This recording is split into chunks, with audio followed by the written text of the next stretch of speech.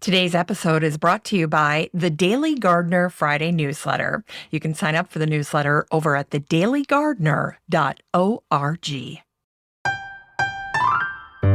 Hi there, and welcome to The Daily Gardener, a podcast featuring garden history and literature. I'm Jennifer Ebling, and today is February 11th.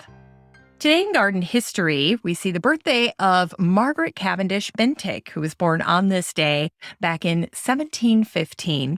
She was the Duchess of Portland, a British aristocrat, naturalist, plant lover, and botanist. Her family and friends just called her Maria. She and William Bentinck had 5 children, and one of their sons became the prime minister twice. When William died after their 27th anniversary, Maria threw herself into her passion, which was collecting.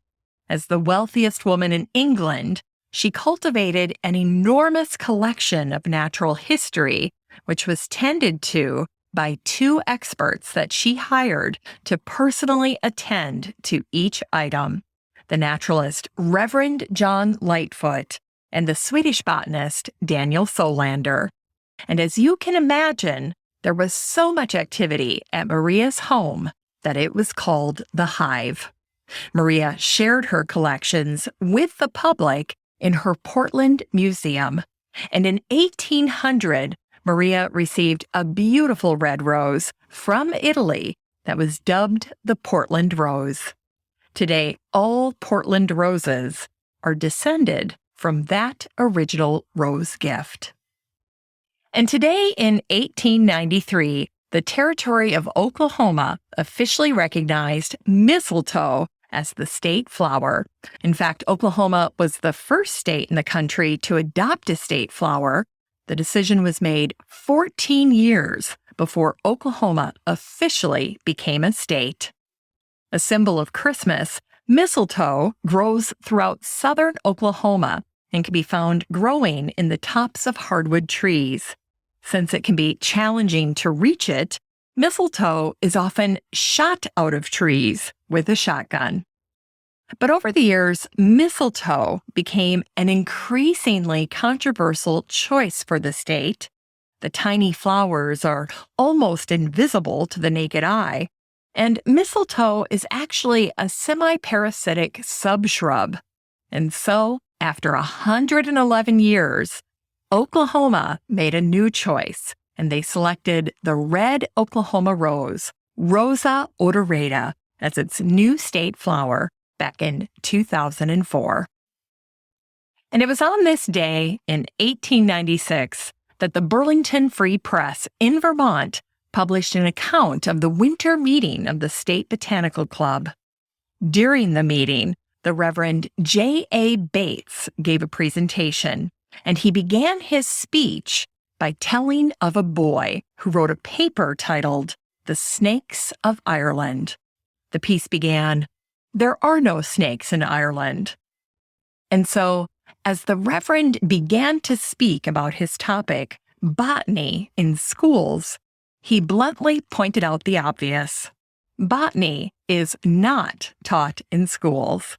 Now, keep in mind, this is back in 1896, well over a century ago, and Reverend Bates said this: "Only 1 in 40 students have studied botany." And then he attempted to explain why botany was not taught. And here's what he said. First, most of the teachers are poorly prepared for teaching botany. And second, botanists are conservative, and they conceal the charms of their study behind long Latin names. It's time to grow that garden library with today's book, William Morris's Flowers by Rowan Bain. This book came out in 2019, and the author, Rowan Bain, is the senior curator at the William Morris Gallery. Born in 1834 to a wealthy family, William was the leading figure of the arts and crafts movement. William grew up on the edge of Epping Forest. He played and sketched in the family garden. At college, he became inspired by John Ruskin, and he also was blown away by the art and architecture of Northern Europe. William ditched the plan to pursue life as a clergyman, and he decided to pursue art. William sought to counter the smoke and grime of advancement, of industrialization, with his designs that celebrated the beauty of medieval times.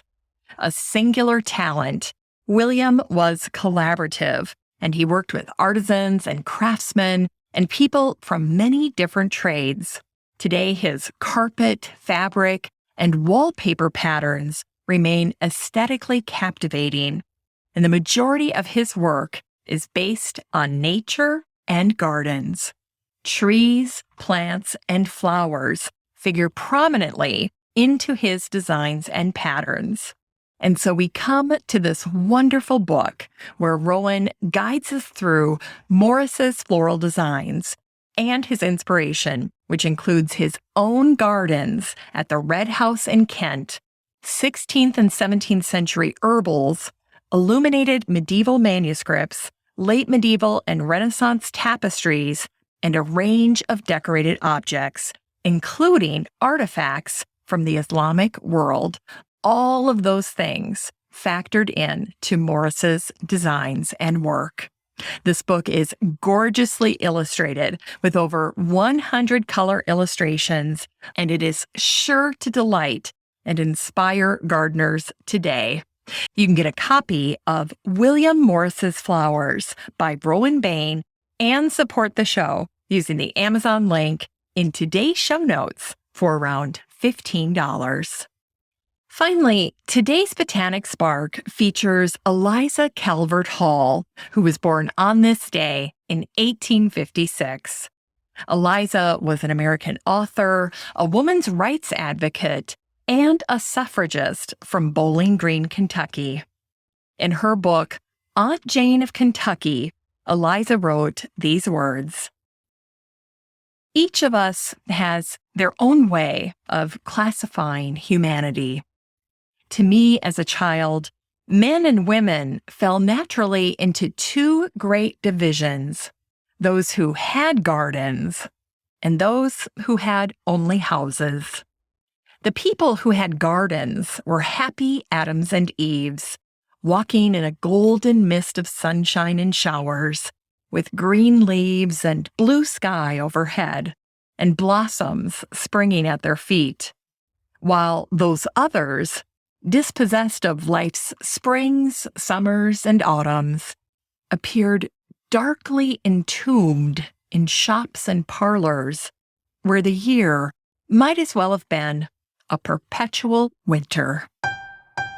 That's it for today's show. Just a reminder that you have a standing invitation to join the Facebook group for listeners of the show. The next time you're over at Facebook, just search for Daily Gardener Community, where you'd search for a friend and request to join. And if you'd like more of The Daily Gardener, you can subscribe to the newsletter over at thedailygardener.org, where you can also show your support for the show by donating to The Daily Gardener. This is Jennifer Ebling. Thanks for listening to The Daily Gardener. And remember, for a happy, healthy life, garden every day.